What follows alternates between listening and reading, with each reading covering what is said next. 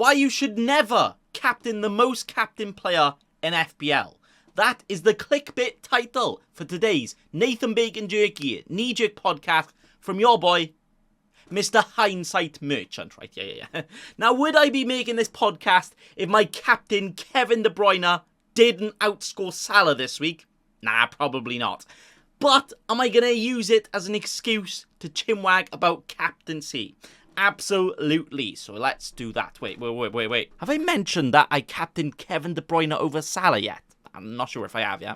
But there has been a lot of cheeky chinwags going around in the FPL community lately about changes to the game. There was an email sent out by FPL themselves, you know, that amazing technology that definitely didn't die about 20 years ago that some boomers use, you know. Email, nah, never heard of it. Going around and asking people what potential changes they would like to see in FPL. And that actually tickled quite a lot of people's brain cells, you know. A lot of chitty chatter going about. And one of those big boy topics a lot of people were talking about was the captaincy. I myself like captain because, you know, captain Kevin De Bruyne over Salah. I'm not sure if I mentioned it, but have I mentioned that I've done it? Amazing manager, right? Yeah. But some people have actually gone as far to say that they think that the captaincy should be completely removed from FPL. And to them, I say they just need to get their head wobbled. Like, you really can't do that, can you? No. So why would anyone want captaincy to be chucked in the bin? Like, why would you even want that? And the answer to that is effective ownership. Now, effective ownership in FPL basically means you need to go outside and touch grass because you're such a nerd, you care too much about a fantasy game. Virgin. Says the biggest virgin in the world right here, but yeah. But effective ownership effectively means the percentage a player is owned plus the percentage the player is captained by as well. That because when you captain a player, you get twice their points, effectively having two of them. And owning a player and not captaining them means you just have one of them. It means you have 100%, which is one. Wow, I didn't realize Einstein was still alive. Smartest ever geezer in the world, right? Yeah, you're welcome, yeah. But when a player is owned by so many and captained by so many, their effective ownership can go over 100%, meaning that even though you own a player, their points will directly hurt your rank, even though you have them. Now that is a bit of an unlucky. So some say because of this, you actually don't want your own players to score some weeks if their effective ownership is higher, which really is a big unlucky, isn't it? And some of you cheeky scrubs out there actually want the captaincy removed from the game completely because of that. Like, are you mad? Don't do that. So for those absolute geezers that are saying that, I'm going to tell you right now why you are wrong. Don't care, that's an opinion, you're wrong.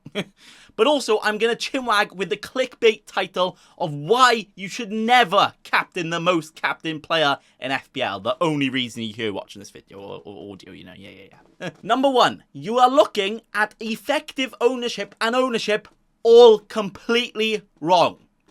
Come here right now, come past me your brain as I've got some rewiring to do, right? Because Bacon Boy, he's got it all figured out and I'm not sure all of you understand it completely, right? Because when you own a player that you didn't captain and their effective ownership is over 100%, you actually do still want them to score points, even though in isolation it hurts your rank, right? Now, the reason they hurt your rank is not because they scored points, kind of, it's because of the captaincy. Yes, because of captaincy and you captain a player, technically any points that player gets are directly linked, but mathematically, you do still actually want them to score and get points, even though you haven't captained them, and even though directly they hurt your rank. Wow. Now that right there might have just discombobulated you a bit, you know. It's discombobulated me, and I've wrote this entire script. So let me just make this one main point, okay? Stop looking at players' effective ownership when you compare points gained and lost against other players. And you should do that by separating the captaincy from the players and also the players' ownership. So let's run through an example here to, you know, explain it a bit better. Where right here in this example, you own both Salah and De Bruyne and you're working out what one you should captain. If Salah is owned by 100% of FPL players, his overall ownership is 100%. You own Salah, so you also have 100% of Salah. Salah gets 10 points. You get 10 points. Everyone else also get 10 points. Simple, yes. Now, let's bring captaincy into it. 50% of those players who own Salah, who is everybody, captain Salah, making his effective ownership, his ownership plus the captaincy, 150%. 100% ownership, 50% captain ownership, together 150% effective ownership. You did not captain Salah, so you only have 100%.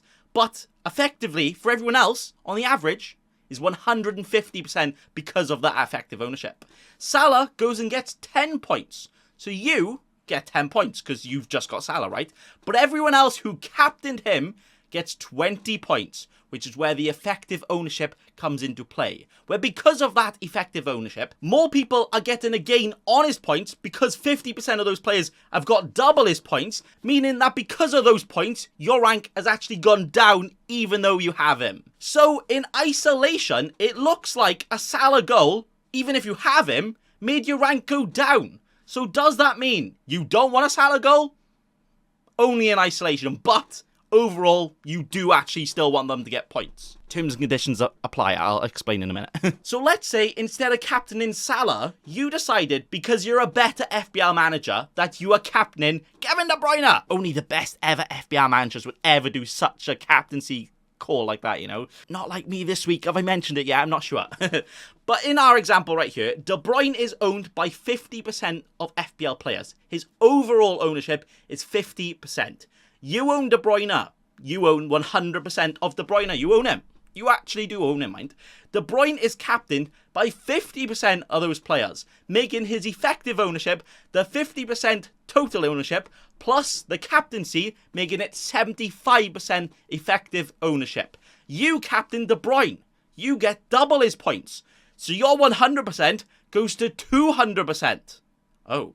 De Bruyne gets 20 points. Everyone who captained him, including you, get 40 points. The rest only get 20. The rest who have him but didn't captain him. So, because of effective ownership and because you captained him, you got more of a gain than everyone else. Because you, compared to the effective ownership, have more of him and he got more points. So you get more, way. So now, when we compare our Salah versus De Bruyne points, we've now got 10 Salah points and 40 De Bruyne points. 20 points doubled, making us have a total of 50 points from owning them two and captaining De Bruyne.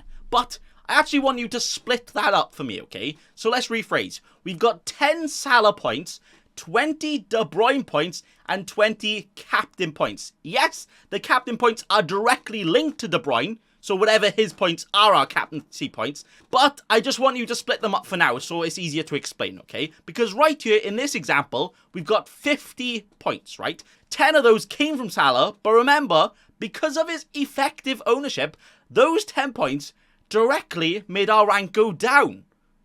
Oh, that's not good, is it? That is a bit of an unlucky. And De Bruyne's effective ownership was actually less than 100%.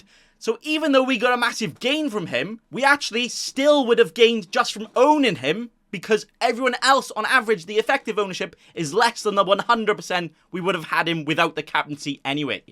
So does that mean if we captain Salah instead, his points would directly make our rank go up? Yeah. Does that mean we didn't need to captain De Bruyne for his points to still directly make our rank go up? Yeah. So does that mean having both of them directly make our rank go up, that our overall rank will go up the most that it possibly could? No. Wait. What? How? So let's work it out. Where if we did captain Salah instead to make sure we get a rank gain from his points, he got 10 points, doubled to 20, hey! And then we only own De Bruyne as a normal no captaincy, so we're still going to get more of a gain because our ownership is more than the effective ownership. He gets 20 points, we get 20 points from that. 10 points, double from the Salah, 20, added De Bruyne's 20, put them together, 40 points. Wait, what? Both of them have directly raised our rank, but somehow we've got less points than if we just captained the player who got the most points. So let's actually split that up again, shall we? Right here, we've got 10 Salah points, 20 De Bruyne points, and now only a 10 captaincy points because of the Salah. So the only thing that has changed is the captaincy points. We've got the exact same Salah points, the exact same De Bruyne points, and although the captaincy is linked to the player we captained, the only thing that changed is the captaincy points, which yes, is linked to the player, but it just goes to show you that it doesn't matter of the ownership and what gain from a particular player scoring points, as the points for captaincy are much more important than the ownership. As right here, if we look, in isolation, each of those moves made our rank go up, like we said, you know? But overall, even though if we captained De Bruyne and the Salah points made our rank go down, we would have had more of a rank gain by just captaining De Bruyne instead, even though the Salah points made us go down. So, why is that? Like, the math ain't mathing to me. Quick maths, slow maths, confused maths. Let's work it out. Well, that's happened because if your captain scores more points than any other players, you get more of a gain as simply you've scored more points. You're going to score more points if you score more points, right? So effectively, effective ownership, even for players you own that are over 100%, is completely irrelevant for captaincy, as the only thing that matters is who scores the most points. Does not matter if everybody owns a player and everybody captained the player.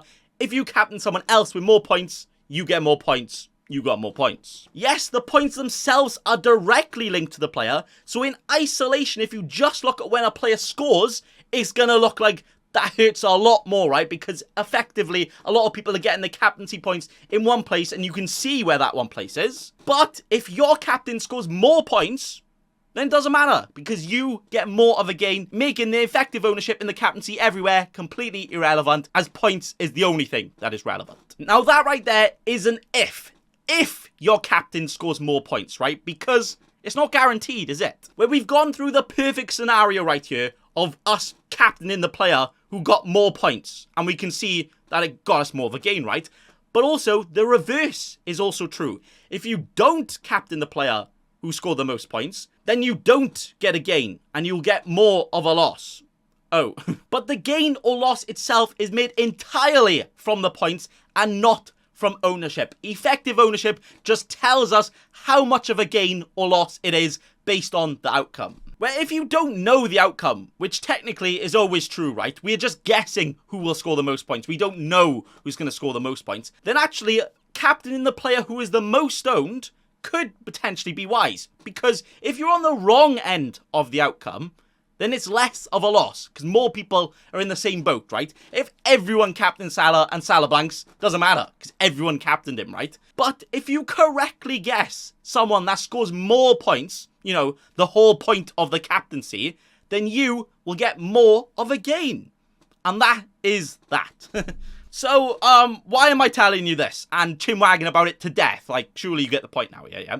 And that is because of the title, which is why you should never captain the most captained player in FPL. ...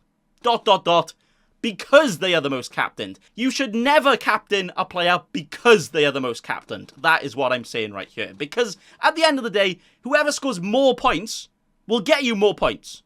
So more of a rank gain. And it also doesn't matter where those points came from. You could captain the highest owned player in the entire game and he goes and scores 5 points. You could captain someone completely different that not a single other person has captained, but he also gets 5 points. You don't get anywhere of a gain. But it doesn't matter that you didn't captain the higher owned player, because the only thing that matters is the points that were scored. So it doesn't matter where they are from, low or high owned, as the captain points themselves is the only thing that matters. The points number from the captain, doesn't matter where, doesn't matter how, doesn't matter who. The points itself is the only thing that matters. So basically, captain who you think is going to score the most points and not who everyone else is captaining. Just like this week, where I myself thought Kevin De Bruyne was going to score more points than Mo Salah. And even though most people captain Salah, and if Salah scored in isolation, it would be very bad. If De Bruyne outscores him anyway, it doesn't matter. And I would still get the Salah points. And as we discussed, I still get the gain from that. Because I'm not losing out on the Salah points. I'm losing out on the captaincy points. Which, yes, are linked. But not because of the player. Because of captaincy.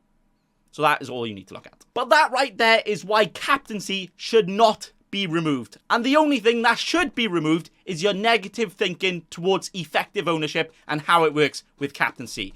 Yes, in an ideal world, the perfect scenario, you want the highest owned players to score less points so you can get more of a gain from who you captained, right? But that right there is completely out of our control. We can't control who is going to captain who. We can't control who is going to get the most points.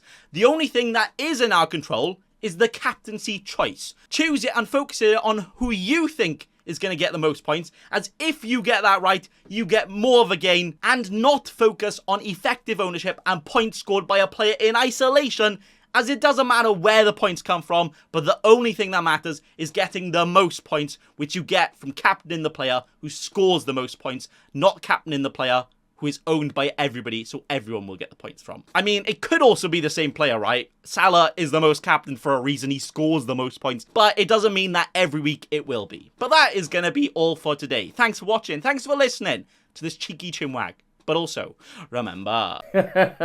Don't be a cheeky scrub. Subscribe to Nathan Bacon right now.